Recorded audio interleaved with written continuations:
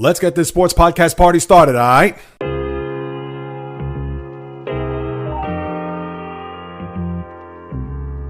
The JAYREELZ podcast. What is happening, my good people? Greetings. How are you? How's it going? How's everybody doing out there? What is the latest and greatest? Hope everybody's doing well, feeling fantastic, in excellent spirits. The first month of the new year is just about in the books, but not before one last episode to fulfill your sports fix as best as I possibly can, as this is the JAYREELZ podcast with your host, JAYREELZ. For my first timers, welcome aboard. And for those who've been banging with me going back to the very beginning, somewhere in the middle, or even as early as this past Monday, I welcome you guys and gals back. And even with the Super Bowl being just 10 days away and with the sports landscape rather quiet, does this possibly mean that the sports dead zone has crept into prior to the big game down in New Orleans? Well, it's sure going to look that way because there is not much to really sink our teeth into when it comes to what's happening in the toy department of life, as I like to call the wonderful world of sports. But you know we're going to get through it. You know I got a few things that are on the docket. And with the football, there really isn't much to discuss, only because the teams have not traveled down to New Orleans, which will probably take place Sunday or even into Monday. We know about Media Day, or really Media Night, now that they moved it. It used to be Tuesday before the Super Bowl, and now it's Monday. And with the storylines and any of the angles that we could discuss, I'll save that for Monday's podcast. And then, of course, a week from today, we'll have a complete breakdown analysis of Super Bowl 59 between the Eagles and Chiefs. And as I said to you on Monday's podcast, and I'll say right now, I have not warmed up to this game. I don't like the game. I absolutely hate it, to be quite honest with you, because we've seen this movie 2 years before. It's a little bit reminiscent of the Niners playing the Chiefs back in the 2020 year, really the 2019 season, which was what, Super Bowl 54, and then they had a rematch last year, and now here it is, 2 of the last 3 years, you're going to have Eagles and Chiefs. I get it, Saquon Barkley was not part of the team then, which is a big wrinkle to the Eagles storyline as far as them trying to get to this point and, of course, win the game. But I'll have all that for you come next Thursday and obviously set up the stage for Monday's podcast with what's going to take place. But other than that, with the NFL, I have a couple of coaching hires that I could get into. And really, do I need to get into Bill Belichick calling the Vince Lombardi Trophy the Brady Trophy? I'm not going to waste any breath on that. I understand that his perspective and his opinion on that, but I won't even touch that. Keep it as Vince Lombardi. He is the coach. He is the guy that had won the first 2 Super Bowls. So therefore, let's keep it as is. I understand we're all prisoners of the moment and people want to change things and, let's make it to where it's current. Keep Lombardi there. He's a part of the past. He's a huge legacy and one of the pillars of the NFL, especially during that time. So I'll just keep it right there and move on. But as far as coaching hires, I know the Jets, we talked about Aaron Glenn and then bringing in a new GM from Denver. Well, he also brings in Steve Wilks, the defensive coordinator from which used to be all over the place, whether it was the Niners, used to be the coach in Arizona, as you know, and certainly very reputable. And I thought he got a raw deal after being fired by the Niners, losing that Super Bowl to the Chiefs last year. Please, was it poor execution on the offense's part where they couldn't get a 3rd and 4 where they could have iced the game? They would have completed that pass instead of extending that drive to kick a field goal with 3 seconds left instead of giving the ball back to Mahomes. How is that Steve Wilks' fault as far as him getting his pink slip there in San Francisco? So now he's the defensive coordinator of the Jets. I think that's a very good hire, despite the fact that a lot of people may think that, this guy just got axed by a team that was this close to winning a Super Bowl last year. All right, you could say that, but I don't think it was all on him, if you ask me. And of course, during the overtime, what did you expect? For Mahomes to just fold like a cheap suit after the Niners kicked the field goal in the overtime to where he went down the field and punched it into the end zone to win back-to-back titles? Is that really the defense's fault? I'm not going to put it all on Steve Wilks in that regard. So for that, and then also Chuck Pagano, who was once part of the Raven coaching staff as the defensive coordinator, well, he's going to come back as a secondary coach to the team. Remember, he also had gone to Indianapolis and had coached there past his coaching helm there in Baltimore. And then, of course, he had the issue with cancer, and I believe it's in remission. It seems like he's doing fine. Well, he's coming out of retirement to be a part of John Harbaugh's staff there in Baltimore. So for Pagano, second lease on life and another lease there as far as his NFL career goes. So we'll see how that unfolds for the former defensive coordinator and Indianapolis head coach. But other than that, you don't really have anything to really get into as far as the NFL. Now, as I turn my attention, I'm going to lace up the high tops and get into some NBA and even college basketball, people, because, yes, I'm going to have to start bringing that into our consciousness here, and we'll get to that in a moment. But with the NBA, the big story here out of the week was the Sacramento Kings. As we all know, they fired their head coach, Mike Brown, what was it, about 4 or 5 weeks ago, and then it went on a long winning streak. They've hit the skids here a little bit, but they played relatively well after a 13-21 start. And then now news has come about that with the trade deadline a week from today, which will be 3 p.m. on February 6th, now you have a scenario where the Sacramento Kings are listening to possible offers for De'Aaron Fox, who I would think is the face of the franchise. We could talk about Domantas Sabonis. We could talk about Keegan Murray. We could talk about a few other guys there on the Kings roster, DeMar DeRozan, who they brought in as a free agent. But we all know that De'Aaron Fox, out of Kentucky, 8 years already in the league, and now with 1 year left on his deal, where he could become a free agent after next year, and for all intents and purposes, from what I read, it looks like he doesn't want to re-sign with Sacramento. So, of course, they're looking to see what they could get for a guy who is an all-star caliber player. I don't know how many all-star teams he's made. He's probably made a couple over the course of his career. But if you're the 40 fans outside of Sacramento that root for the Kings, you have to be a little disgusted, because here's a guy that you could at least rally the troops, a guy that you could certainly hang your hat on as a franchise guy. Is he one of the top 15, 20 players in the league? Probably not. Maybe he's right at 20, or maybe even just a smidge above that. But for a franchise that has been out in the wilderness since the days of Chris Webber, Mike Bibby, and Peja Stojakovic, and then you make a playoff postseason run there, a little bit there only in the first round where you lost to the Golden State Warriors, but you finally got a taste of what the postseason was like for the first time in forever.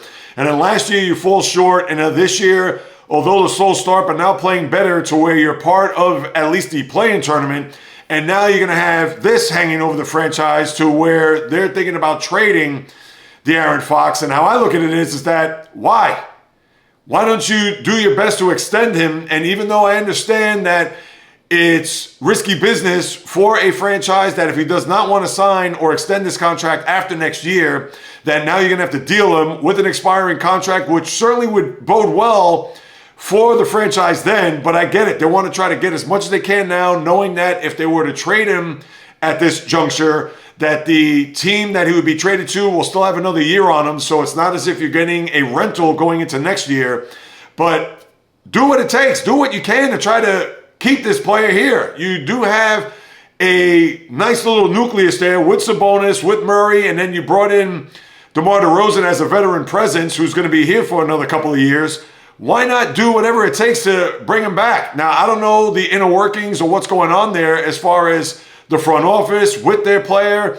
And there was a lot of rumblings even at the time when Mike Brown was fired that Fox had this one-on-one with him and the cameras caught it, and it didn't look animated, or it didn't look like the coach was berating his player. And if obviously that was the case, we know that Brown has already been long gone out of Sacramento, so you've kept your player. And I understand you just can't let players go like that as opposed to a coach. But maybe there's something that we don't know that's underlying between the player and the franchise, that maybe they're thinking, since he's not going to re-up here, that we'll just try to see if we could trade him. And it's not going to be easy because of his salary. And yes, I'm sure they may not get back as much as they would probably expect, considering he still is a young player and a talent who hasn't yet reached the ceiling. But for the Kings and their fan base, I'm sure you can't be happy with a lot of the discussion that's going on here. Now, who are you going to get back in return? That remains to be seen. I'm sure they're not willing to just trade him for a bag of basketballs and a has-been type player. I'm sure they're going to have to match contracts, but at the same time, they're going to get some draft capital back, you would think. But I would not be happy if I'm a Kings fan knowing that De'Aaron Fox is being dangled out there, and especially between now and this time next week, he could be long gone and maybe playing for a contender, or who knows if Pat Riley is reading the tea leaves to see if he could get him down to Miami to have a backcourt with he and Tyler Hero. Now, I don't know. That's going to be pretty risky because with Jimmy Butler, and I've talked about him over the last couple of weeks, they're going to probably have to deal with his contract and whether or not he's going to want to re-up in Sacramento, and chances are that's probably not going to be the case. So let's see how this is all going to shake down. Again, we still have a week to process and even discuss this, but if I'm a Kings fan one more time, I would not be happy with the direction if they are looking to trade De'Aaron Fox, and if they do, what are they going to get in return, which is what I would like to know prior to this trade going down. But as we all know, we're not going to be privy to it until it's actually consummated, and away we go. And then the other crazy news story that's come out here in the last 24 hours, and I guess Adam Silver, the commissioner, has taken a page out of Rob Manfred's book when it comes to trying to tweak or even flirt with the idea of tweaking ball games or adding a wrinkle or element to a game which would boost whether it be the ratings or just having viewership for more people to watch. But remember, Rob Manfred last year flirted with that golden at-bat rule, which means that, let's say if you're the Yankees and Aaron Judge, who had an at-bat in the 8th inning, and now you're getting to the bottom of the order, but now it's the bottom of the 9th inning, and you can actually have him bat again depending on the circumstance. So let's say if it's a 7-5 game, you got a runner on first, well, let's put Aaron Judge in there to see if we can tie the game. So obviously that was shot down by plenty of fans, and even though it was just a thought, but now Adam Silver is coming out with a thought of shortening the NBA game to have 10-minute quarters as opposed to 12-minute quarters. And based on a couple of things that I've read, whether you're the Denver Nugget coach Mike Malone saying that you're messing with the purity of the game, and why even try to tweak it or even try to fiddle with it just to bring in more viewership, because as we know, the NBA's gotten slaughtered here in the first part of the year with ratings and not many people watching the game because it's just a three-point shooting contest and there's no fluid or flow to the game. It's just kick it out for three and run up the score as much as we possibly can. And I get it that he's looking at those 10-minute quarters similar to the international game where it's 40 minutes and it's nice and tidy. You get 2 hours in and out. I don't know if the owners would want to even sign off on that, because between them and the Players Association, that's something that would have to be collectively bargained, you would think. But as a fan, why? The game as it is, they have to tweak it in the biggest way possible of having more of an inside-out game as opposed to outside-in game. I always get this mixed up. Have it outside-in than the inside-out. And we understand you're not going to put the genie back in the bottle, but for the NBA to shorten its game, that's not the problem. The game averages around 2 hours and 15 minutes. That's not so bad. It's not as if it's 2.5 or 2:45 where it's just kind of dragging out. And I understand toward the end of these games, you have the situation with replay and having to review everything under the sun, especially under 2 minutes, and especially where teams are fouling players to try to get to the line, to try to see if they can miss free throws and get back in games. And I understand that that could be a eternity when it comes to the final couple of minutes of these games, but that's not the problem. And I understand it's just a thought by Adam Silver. This isn't anything that is etched in stone or something that's going to be put across the other owners to see whether or not they're going to accept or even think about the possibility of shortening the game. I don't think that's the issue. To me, you can't take out the three-point shot, I understand. But if you were to be able to have more of an inside presence in this game, and we know that we have a lot of young centers or young big bodies, Victor Wembanyama for one, and I get it, he has an outside game as well. But we've seen how the game has evolved to the point where if you don't shoot threes or if you don't have a big man that's going to shoot threes, the game, for whatever the reason, is not going to last. And that's not the case. We've seen the league thrive for about 60, 65 years before the last decade or so, it became a three-point shooting contest. And even though, great, a lot of these players have range from 35, 40, even 50 feet, if you're Steph Curry or even Damian Lillard for that matter. Trae Young is another one. But to me, that's the problem with the game. It's not about trying to shorten the game or have more people watch. It's about having more opportunities and more of a game where you can have a post-up down low or have a mid-range game. It's not about down low, pick and roll, ISO, three-point shooting line. That's where the NBA is going to die on that hill if they continue to go that route. And like I said, the genie's out of the bottle, so it's not as if they're going to try to make any revisions, or who knows if they're going to do anything drastic, which if they would, I think it would bring back a lot more fans.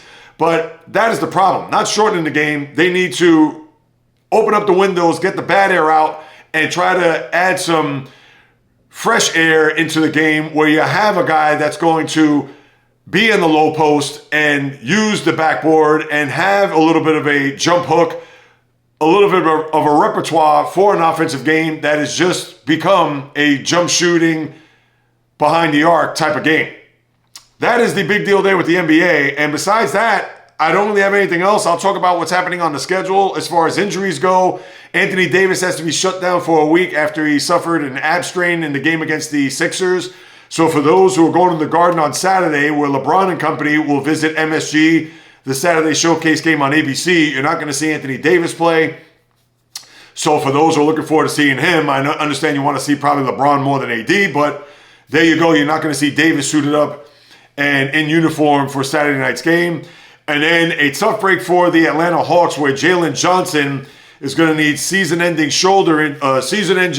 surgery for a shoulder injury that he suffered. A guy that's had career highs in points and even rebounds, was the team's leading rebounder to this day. So for the Hawks, who have been flailing here, losing 6 in a row and hovering in that 7-10 range, having him out of the lineup will be a big miss for them. And let's see if they're going to be able to try to maybe even make a trade or swing a deal here before the deadline to kind of recoup his services that won't be seen here for the remainder of this year.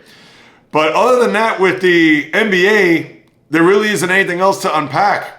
As far as teams that have played well, teams that are trying to jockey for position or move up in the standings, we know the Knicks have played well here. Knicks have now won 5 in a row and are just a half game behind, really a full game behind the Celtics there for the 2 seed there in the Eastern Conference. We know Cleveland now is riding the ship a little bit as they won 2 in a row and have a 6-game lead over the Celtics in the East. Besides that, between the Bucks, Pacers, and Magic, they have the 4 through 6 seeds there in the East. 7 through 10 has Miami, Detroit, Atlanta, and Chicago. And even though Chicago currently has the 10 seed, tied with the Sixers now are just, let me just make sure I got that correct. Yeah, they are tied as far as the slot is concerned, but the Bulls have more wins, and actually the Sixers have a couple of games in hand. So that's why Philly's on the outside looking in, but let's see whether or not that they're going to make some hay, considering they've won 4 in a row, and we'll try to get into that 7 through 10 bracket. Other than that, the East is just a collapse from Philly on down. And then in the West, we know what Oklahoma City has done, and the Rockets have played well here, winners of 4 in a row. Memphis, Denver, who have now lost 3 in a row, including the game last night to the Knicks at the Garden. Lakers, Clippers, round out your top 6. Then you have T-Wolves, Mavericks, Suns, Sacramento. Now, Sacramento's tied with Golden State there at the bottom, 10 seed, but I guess Sacramento has the tiebreaker advantage at this point. Then you have Golden State, who's starting to slip here a little bit. They are currently a game in the loss, but because the Kings have played 3 more games, that does bode well for the Spurs having those 3 games in hand, but they're starting to slip here. And as I said on Monday's podcast, and I'll say it again, if you're an NBA fan, I get it that a lot of people want to see Steph Curry in the playoffs. I'd rather see Victor Wembanyama. I want to see him on that big stage. Granted, it's only the 1 game, because let's say if they're a 9 or 10 seed in the West, they're just going to play the 1 game to see if they can advance to play the 7 or 8 seed. So it's not as if they're a shoo-in to make it into the postseason overall, but at least with the play-in tournament, we could get to see them on that stage where the pressure is on the line, that little NCAA feel of one and done, and if they do win, they get to advance to play that 7-8 seed, and then obviously winning that game, they'll get themselves into the tournament. So I'd rather see the young phenom as opposed to the aging veteran in my eyes, because we want to have some new blood in there. We've seen what the Warriors have done the last couple of years after them winning that championship. They've done nothing. They've been out of the postseason. They have made it into the play-in, but lost that first game to the Lakers last year, if you recall. So I don't want to see anything that has to do with the Warriors, despite the fact of their pedigree. And with the schedule here forthcoming over the next few days, let's see what we got. We talked about the Saturday game. As you know, Lakers are in D.C. tonight to play the just awful Wizards who have lost 15 in a row and counting. Atlanta at Cleveland tonight. Houston and Memphis. There you go. There's a game between the 2 and 3 seeds as they go at it. Memphis is a game behind, so that's a TNT game, 9:30, with the Atlanta-Cleveland game at 7. Tomorrow, Denver at Philadelphia and Phoenix Golden State are your ESPN games. Other than that, Milwaukee at San Antonio, so you have Giannis going up against Wembanyama. Saturday, Atlanta-Indy. Sacramento at OKC, Miami-San Antonio. And then Sunday, which will be a Sunday without football for the first time in forever, Dallas at Cleveland, Boston at Philly, and Memphis at Milwaukee. Those are the 2 ESPN games, considering that there are no NFL games. So 6 and 8:30 for Boston, Philly, Memphis, and Milwaukee. And that is your NBA. NHL, here's the only storyline I have for the NHL. And this is pretty sad as we get through the long season of the fall and winter sports in both the hardwood and the ice. But sadly, the only thing that I have to really share with you when it comes to a storyline, the Utah Hockey Club. Now, they're trying to figure out their name. We know it's the Utah Hockey Club for a reason because they hadn't chosen a name for their franchise as I lace up my skates and take a trip around the ice. But for this club who looked like they were going to zero in on a name which would have been the Utah Yetis. But the reason why they're not going to use the name because of the association with the cooler, the Yeti cooler and tumblers and things of that nature. And they were going to use it in a plural form because of the aforementioned company, which is just Yeti. Originally, they were going to use it singular, the Utah Yeti, but then realized the correlation between them. And I'm sure whatever type of deal when it comes to trademarks and having to now have to stay away from using that name, and even with the plural name was going to be an issue. Now they're trying to target a couple of other names, ones that I don't really like or even care for that matter. And I have to go back to that podcast that I did last summer when they left Arizona to go to Utah. There were a couple of names that I did like, and there were a lot that I did not like. And a couple of names that they may even land on will be just, to me, I just couldn't even wrap my head around it. Now, one of them is the Utah Wasatch. I don't even know if I'm pronouncing that correctly. It's Wasatch, which refers to a mountain range for all ski resorts there in the Utah state. So for that Wasatch, Utah Wasatch, to me, that has no ring, has no buzz, no feel. I understand that it does relate to the state and having a bunch of ski resorts and mountains and things of that nature. Well, if that's the case, then use the one name that they had last year was the Mountaineers. And even though I know it's a little long on the tongue there, the Utah Mountaineers, but that's a lot better than the Wasatch. To me, that sounds like Sasquatch. You could scratch that off of the list, especially mine for that matter. Then you have the Utah Mammoth, which I'm not too crazy about that one. The Blizzard is another name, which, all right, obviously a lot of snow there. I think I would choose the Blizzard. And there was another name, if I could think off the top of my head, which I actually liked. I don't know if it was the Utah Canyons. I know that could be sexually suggestive for some, where they're going to have their name as the Canyons. But there was another name that they used, and it was actually in the running last year, which I can't recall off the top of my head. But hopefully it's not the Wasatch or even some of these other names that they have.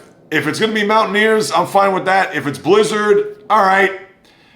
Not my favorite name, but let's see what they're going to come up with here over the course of these next few weeks as they go back to the drawing board as Yeti is now being thrown in the garbage. But besides that, the Ovechkin watch is still the same. He hasn't scored a goal. He's still stuck, I believe, on 874 as the Capitals continue to play well there in the Metropolitan Division. Talked a little bit about the Islanders, how they've done well. They've won 5 in a row, but I don't expect much from them considering at the bottom of the Metropolitan Division in their own right, my beloved Islanders. And in fact, let me see. The Utah Hockey Club, if I go back to that for a second, the 3 finalists that they have for names. Yeah, Mammoth, Wasatch, and what's the last one? They said 3 of them. Oh, they may even stick with the Hockey Club, which I get it. You had the Washington football team and then the Hockey Club. Now, come up with a name. You know, you don't want to, here's some of the others that I see.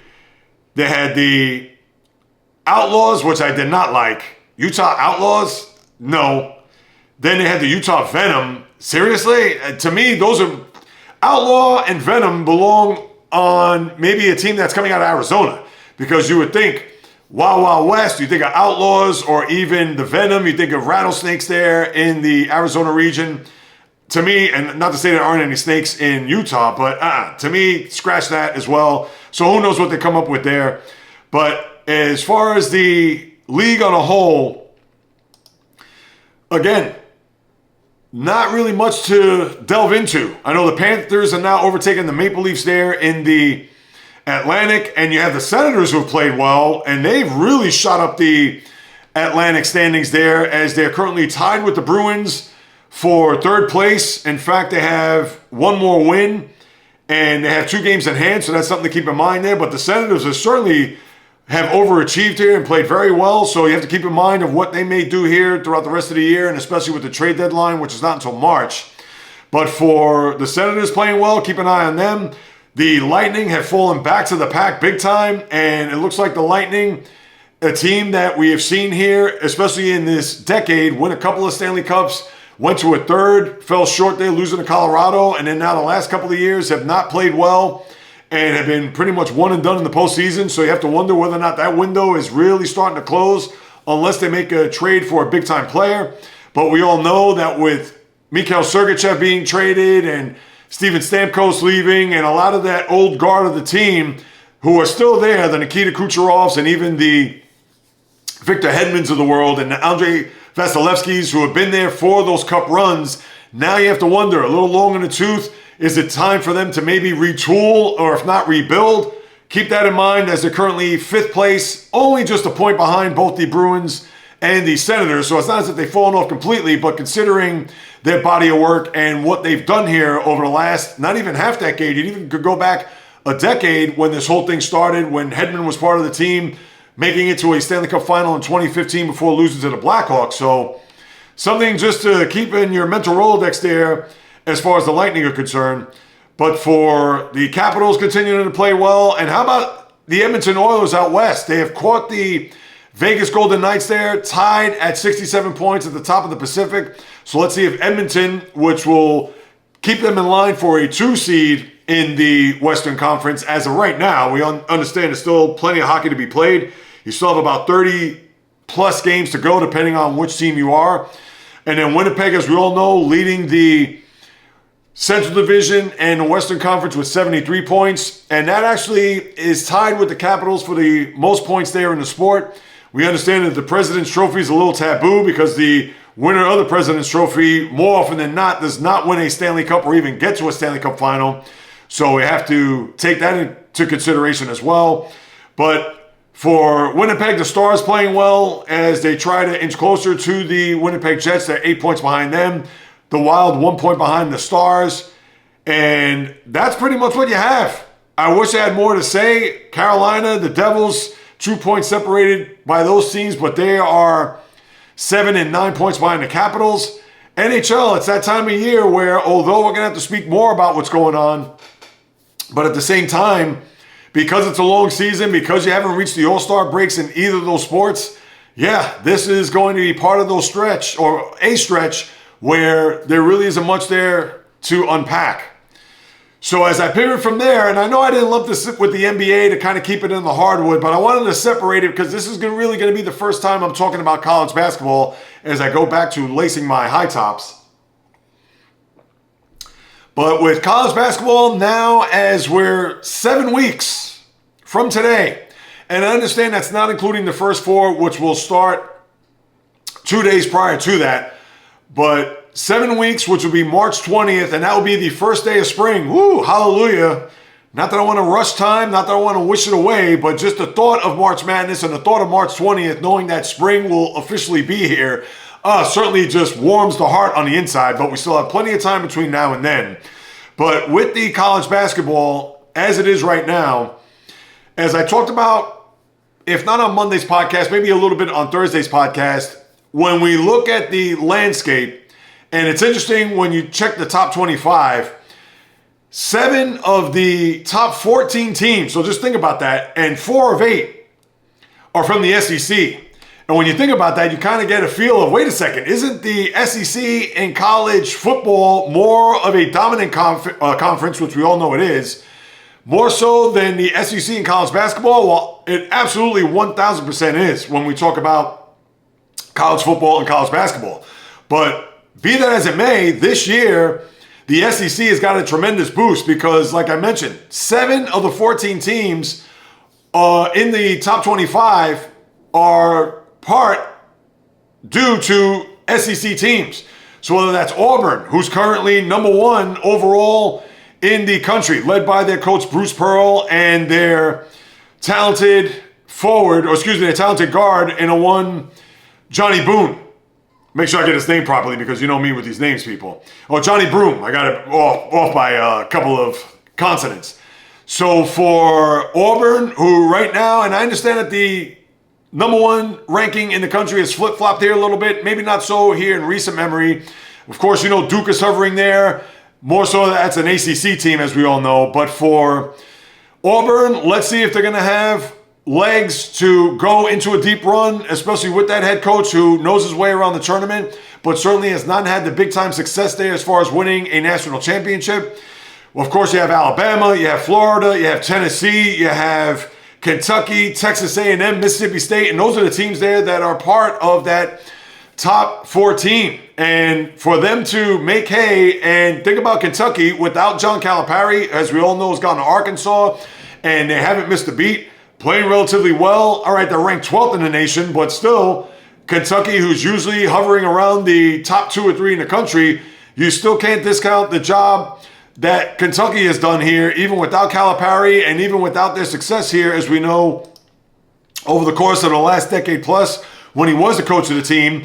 And of course, now where you have Mark Pope, the former Wildcat player, who's now the head coach, has done I'm not going to say a seamless job, but certainly a lot better than what Cal has done here over the last couple of years. So let's see if they're going to be a team that's going to be reckoned with come tournament time.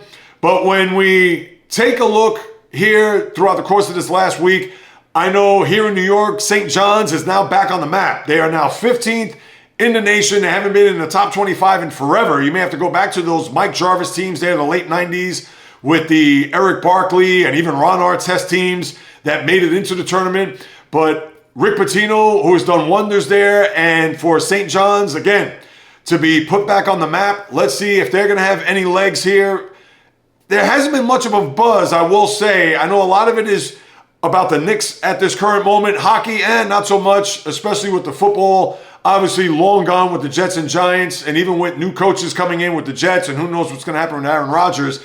St. John's has not really taken the city by storm just yet. I'm sure once you get into February, and of course, once you get into March, and obviously with the way they've played so far, they are going to be a shoo-in to make it into the tournament. So let's see if the Johnnies are going to have some legs and going to have some length here to see whether or not that Rick Pitino, who, as we all know, won national titles there in Kentucky as well as Louisville, and one of the great coaches of all time, can he propel this team deep into a tournament run to get themselves to a Sweet 16 and Elite 8 and beyond? Because for this school, who has been, let's face it, even with Chris Mullin coming in years ago and thinking that that was going to resurrect the program and put them back on the map as far as getting themselves part of the national landscape when it comes to St. John's, and that was not the case, similar to Patrick Ewing, as we all know, down at Georgetown.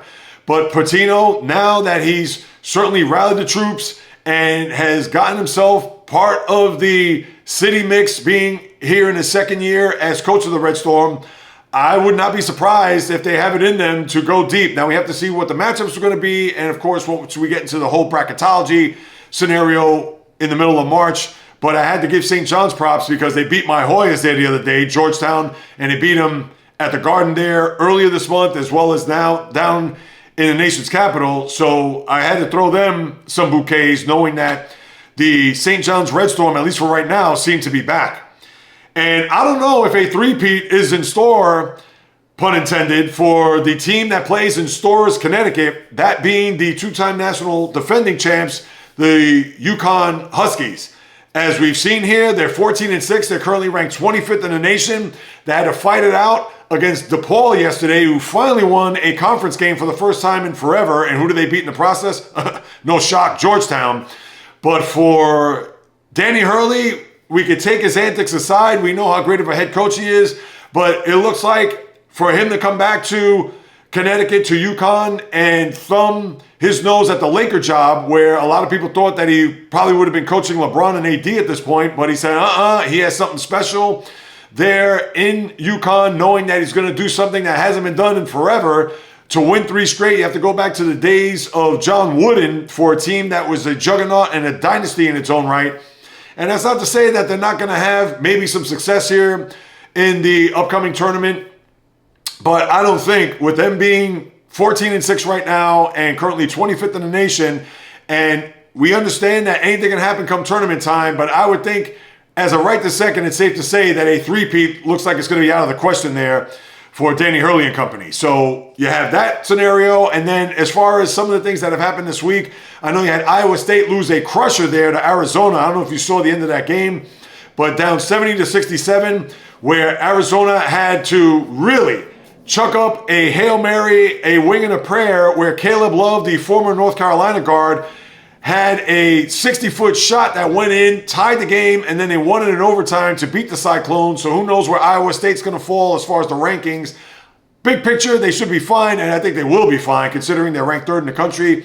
But that was a loss that I'm sure they're still licking their chops from, considering they literally were just seconds away from winning the game, and they needed a desperation heave by the Wildcats in order for them to tie the game, to push it into overtime, and then, of course, they subsequently won. So that's what you have there with the college basketball scenario. And I bring this up now only because I'm starting to warm up to it. College basketball, as if you've listened to podcasts before or been a long-time listener of it, college basketball isn't like it once was. Not like it was 2 decades ago or even 3 decades ago, with a lot of the one-and-dones, with a lot of these teams that are fluid, and of course with the transfer portal and NIL, similar to college football, it's not going to have that same appeal. Now, the reason why college football is more successful is because a lot of these players who transfer, they're going to try to make it to the pros, and they have to stay at least 3 years in a college scenario where they could become eligible for the draft after 3 years playing, where in the NBA, unless you're the big-time stud a la Cooper Flagg down in Duke, there's no way that you're going to rally around the team, especially if you never went to the school, a la yours truly. I never went to Georgetown. Obviously never went to college in that regard. So Georgetown was my team that I followed from afar as a teenager. So therefore, if they're not going to get the players, or they're not going to secure the type of talent that's going to stay for 2, 3, 4 years like yesteryear, then your team is not going to have a shot to even come close to sniffing a March Madness or even have any success in a tournament. So now, as I'm starting to warm up to it, and even though college basketball is literally a 3-week sprint when you get to March Madness, because that's where everybody has their brackets and everybody is in their pools and they get involved. But right now, really over the last couple of weeks, I've started to grease the skids and get myself warmed up to college basketball, because like I said, it's not a sport that you could really follow until you get to the middle of February into March with the conference championships, and then you have the tournament and away you go. So just thought to bring that into the consciousness now as we get ourselves ready for what lies ahead here in the college basketball season. Now let me get into the batter's box and talk some baseball real quick. But really the only thing that I have here, other than a couple of signings that we've seen, no, I'm not going to bring up Pete Alonso. No, I'm not going to bring up Alex Bregman or some of the other guys that are out there that are still waiting to get their John Hancock on the dotted line, as we're now, think about this, people, we are 2.5 weeks before pitchers and catchers report, and we are about 18 days before position players report, and hope springs eternal for baseball, as it's not too far off on the horizon. But before I get to some of those signings, one of the things that I saw there yesterday, which came up on the news cycle, was Hal Steinbrenner, the Yankee owner, who was interviewed, I believe, on the Yes Network, of course, the Yankee Network, where he had made a comment saying that it is difficult to spend like the Dodgers in order to be successful. Now, that comes from a guy who just this offseason spent 8 years for $214 million on Max Fried, who traded for Devin Williams, the closer for the Milwaukee Brewers. And I get it that they still have to re-sign him after this year before he becomes a free agent. And I would think that if he does have a killer year, the Yankees will do whatever it takes to re-sign him. Then they bring in Cody Bellinger, who doesn't come at a discount, on top of bringing in Paul Goldschmidt. All right, 37 years of age, you're paying him $12 million. That's chump change that you could probably find in your sofa if you're a Hal Steinbrenner. But for him to say that it's difficult to spend like the Dodgers, why would he even say that? He's a guy that has spent money left and right, and not even just this year, but in years past.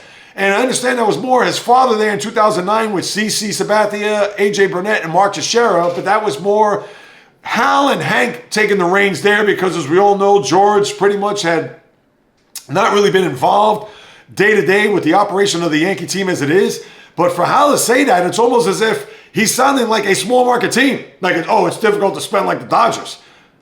You made it to the World Series last year, albeit against the Dodgers, we understand. But it's not as if you're on Skid Row or in the poorhouse knowing that, I can't sign these players. I can't build a team or a roster or a World Series champion. You've been doing that here for God knows how long. And I don't want to pick on Hal Steinbrenner, but to make a comment like that, it's difficult to spend, your payroll is going to be the third highest payroll in the sport. So I can't take his comments seriously in that regard. I mean, am I wrong? I mean, let's call it as we see it. I mean, if you're the owner of the Pirates, if you're the owner of the Marlins, if you're the owner of the Rockies, if you're owners of those teams, now, of course, you have your own issues to deal with because you should be spending more money. And I get it that there's no salary cap and there's no floor on top of that. So the team that's going to have the $60, $70, $80 million payroll, yes, they could cry wolf all they want, but at the same time, that's my choice because I get it. If you're not playing in a big-time market or you're playing in a small market a la Cincinnati where you're not going to be able to bring in the likes of a Juan Soto or a Willy Adames think about this. Willy Adames left Milwaukee, a team that won a division and made the playoffs, to go to San Francisco. And San Francisco, it's not as if they've been world beaters or made the postseason here other than 2021 when they won 107 games. But this is what's wrong with the sport. It's not a thing about, it's difficult to spend like the Dodgers. It's not a thing where, we're a team that only has an $80 million payroll if you're in Pittsburgh or if you're in some of the other cities that I mentioned. Nonsense. You could spend that money. You just choose not to do it. And we understand it is the system. It's not the team. It's not the Dodgers. It's not, they get all the great players. They get Suzuki and they get Blake Snell. And last year got Ohtani and Yamamoto. Right, they have the resources, they have the money. Of course, they're in LA. We get it, but they're willing to spend the money.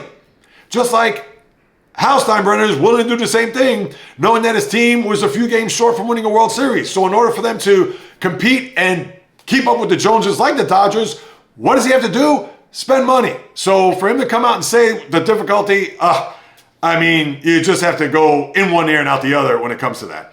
Now, as far as some signings here, just a few minor ones. You had Ha-Seong Kim, the former infielder of the Padres, signed a 2-year deal with the Tampa Bay Rays. So the Rays trying to be resourceful, and that's the most they spent on a free agent. Now, mind you, 2 for $29.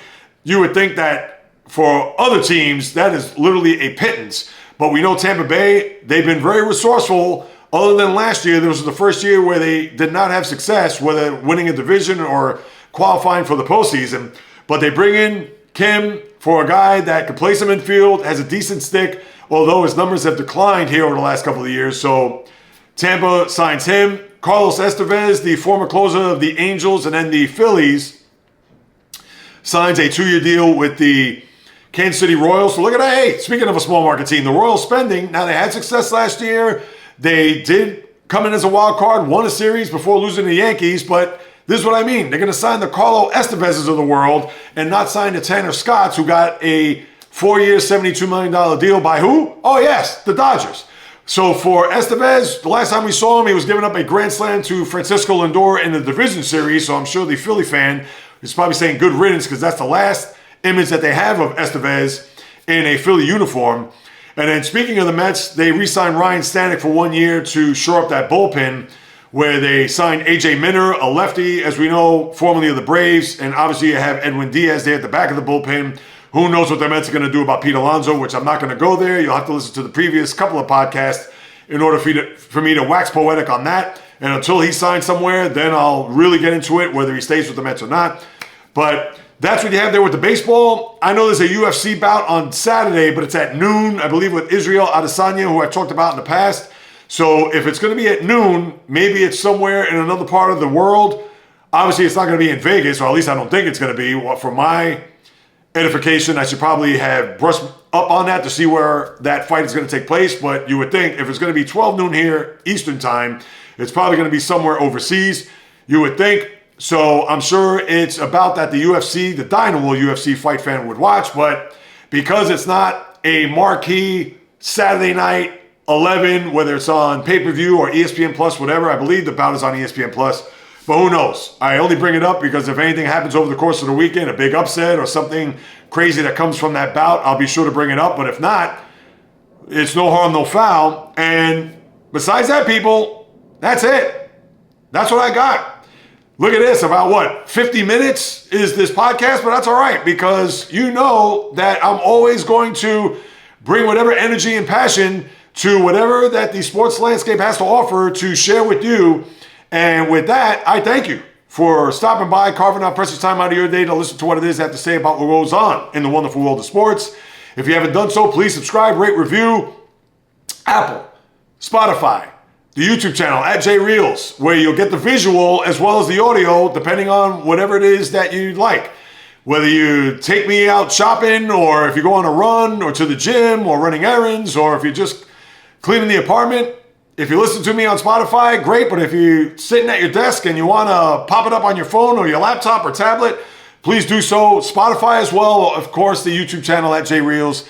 I would greatly appreciate it as I try to increase the visibility of this podcast for those who aren't familiar with it. And please, if you could do the same, post it on your social media, share it with your family, friends, fros, frenemies, all the Fs out there. I would implore you to do so as the little engine that could, the independent podcaster, content creator that I am, trying to carve a path and blaze a trail in this medium to do big things. And speaking of big things, Monday I'll come out with an announcement here on the podcast that you won't want to miss in reference to an event that's going to take place in the near future. I'll just leave it at that. But Monday, stay tuned, podcast. I'll delve into it a little bit more at that time as to what the next big project will be.